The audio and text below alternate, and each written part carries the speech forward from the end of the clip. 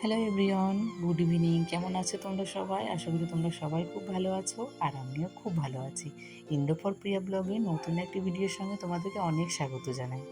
অনেক দিনেরই একটা পুরনো কুর্তি পরেছি, তাই তোমাদেরকে দেখাচ্ছিলাম। কিন্তু কুর্তিটা নিয়েছি ঠিক, কিন্তু আজ পর্যন্ত পরা হয়নি। তো আজকেই ফার্স্ট পরলাম, তো সেটাই তোমাদেরকে দেখালাম। তো সেলাই করা হয়নি, তারপরেও পরলাম, কারণ একটু নবদ্বীপে যাচ্ছি আর হনুমানজির মন্দিরে যাব। সেখানে তো খাওয়া কোনো কিছু ড্রেস পরে তো যাওয়া যাবে না।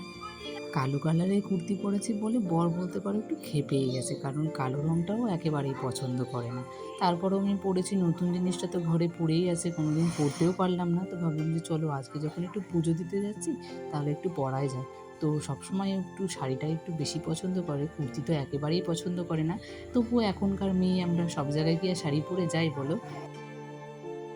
তো ফাইনালি চলে এসেছি নবদ্বীপ থেকে। তো নবদ্বীপে অনেকগুলো কাজ করেছি, তোমাদের সঙ্গে সেই কাজগুলো শেয়ার করা হয়নি। আর অনেকটা জিনিস কিনেছি কয়েকটা। তো চলো তোমাদেরকে জিনিসগুলো এখন দেখায়, যেহেতু মাম্মাম ছিল আর ভেবেছিলাম যে প্রচণ্ড বৃষ্টি নামবে হয়তো। আমরা যখন যাই তখন অনেক প্রচুর মেঘ ধরেছিল। তো ভেবেছিলাম তো হয়তো যে বৃষ্টিতে যেতেই পারবো না, তো না যেতে পেরেছি। আর বৃষ্টিও সেভাবে আসেনি বলতে দুই এক ফোঁটা পড়া শুরু করেছিল, আবার কমে গেছে। তো দেখায় চলো যে কি কি আজকে নিয়ে এসেছি। শনিবার আর মঙ্গলবার নবদ্বীপ যাই বলে সেভাবে নবদ্বীপ আর যাওয়াই হয় না। তো শনি মঙ্গলবার যাই বলে সেই দিনই জিনিসগুলো কিনে নিয়ে আসি। আর যেহেতু মাম্মাম সাথে থাকে, তো এত জিনিসগুলো কেনাকাটা করতে পারি না, কারণ মাম্মা প্রচণ্ড বিরক্ত করে। তো যতটুকু পারি ততটুকু টুকটাক করে নিয়ে আসি। আগের দিনে বলেছিলাম যে সব সবজিগুলো শেষ হয়ে গেছে, কিন্তু ও ভুলে গেছিলো সবজি আনতে। আর ওনাতে একটু সময়ও কম ছিল, কারণ একটা কাজে খুব বিজি আছে এখন। তো এই জন্য সবজিগুলো কেনাকাটা করতে পারিনি। তো ভাবলাম আমি যখন নবদ্বীপ গেছি তাহলে ওকে একটু মনে করিয়ে দিই, তাহলে সব জিনিসগুলো কেনা হয়ে যাবে। আর সকালবেলা যদি সবজির বাজার না থাকে, তাহলে রান্না করতে বসলে জানো তো সত্যি গো মাথাটা খুব খারাপ হয়ে যায়। কি রান্না করব কিছু বুঝতেই পারি না। সবজির বাজারও হয়েছে আর টুকিটাকি যা জিনিস কেনাকাটি ছিল সেগুলোও করে নিয়েছি। যেমন মামামের জন্য একটা জনসন বেবির ওয়েবস স্কিন কেয়ার নিয়ে নিয়েছিলাম। খুব একটা আমি এটা নিই না, ওর জন্য আমি হিমালয়টাই নিয়েছিলাম। তো এবার ফার্স্টবার নিয়ে আসলাম, দেখি কেমন হয়। আর আমার জন্য একটা নিয়েছিলাম ফেস ওয়াশ। আর এখানে একটু স্যুপ খাওয়ার জন্য বাটি, আর বিশেষ করে আমার চামচগুলো খুব প্রয়োজন ছিল, কারণ মাম্মামকে হরলিক্স কোনোদিন খাওয়ার আমি জন্য ওকে ওই লাগে। ঝিনুকে দিয়ে খাওয়াইনি, তো ঝিনুক দিয়ে আমার ভালোও লাগে না। তো বললাম যে চলো আজকে তাহলে যখন স্যুপের জন্য এই চামচগুলো নেওয়া যাক।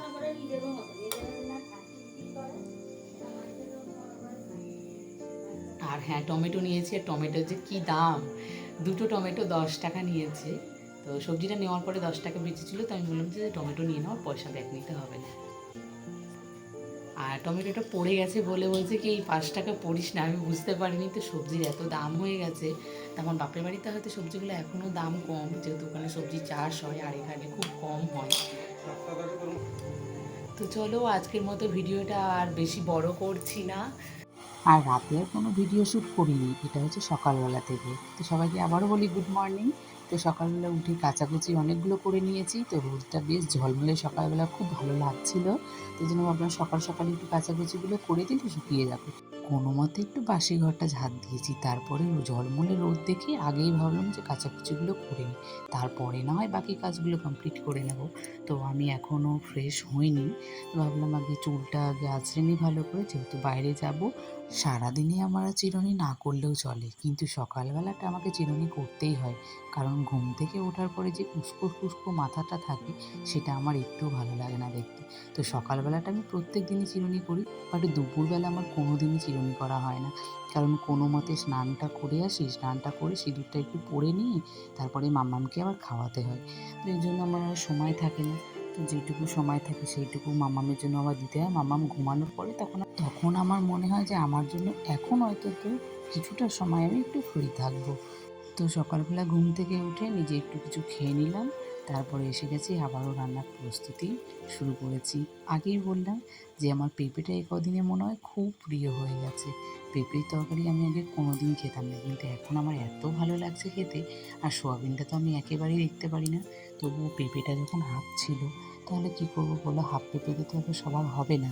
তো ভাবলাম যে এর সঙ্গে একটু সোয়াবিন দিলে, এটা আমার হাজবেন্ডের আবার খুব পছন্দ, তো ওর জন্য এটা দেওয়া হয়েছে, আর পেঁপেটা আমার জন্য। তো দুটো মিশিয়ে একটু তরকারি করে নিলাম, ওই একটা পদই আজকে রান্না করেছি গো, কারণ ভালো লাগছিল না। এই একটা পদ রান্না করে রেখে দিয়েছে, কলেজ থেকে তো বাবা তুমি নিয়ে আসবে। এই টেবিলটা হচ্ছে মামামের, তো মামামের খাওয়া দাওয়া হয়ে গেছে, তো ভাবলাম যে আগে এটাকে পরিষ্কার করে নিই, কারণ এঁটো কাটাগুলো পড়ে থাকলে পিঁপড়েগুলো যে কোথায় নিয়ে গিয়ে রাখে সত্যি গো বোঝা যায় না। অনেক জায়গাতে দেখি যখন এঁটো মানে এঁটো খাবারগুলো পড়ে আছে তখন ভাবি হ্যাঁ এটা পিঁপড়েরই কাজ হয়েছে। ঘুম থেকে উঠলাম, এখন চোখে চোখে ঘুম আছেই। সবে ঘুম থেকে উঠেছি, তো দেখি বাইরে প্রচণ্ড বৃষ্টি হচ্ছে। তো ভাবলাম যে চলো, ঠান্ডা ঠান্ডা ওয়েদার তো খুব ভালো ঘুম হয়েছে। তো চলো তোমাদের সঙ্গে একটু শেয়ার করি। এই যে দেখো দেখো কত বৃষ্টি হচ্ছে। তো বৃষ্টির মধ্যে না ঘুমাতে সত্যি খুব ভালো লাগছিল, আর ঘুমটাও দারুণ। এখনো অফিস থেকে বাড়ি আসেনি, আর এখন 5টা মতো বাজে। দেখা যাক চলো।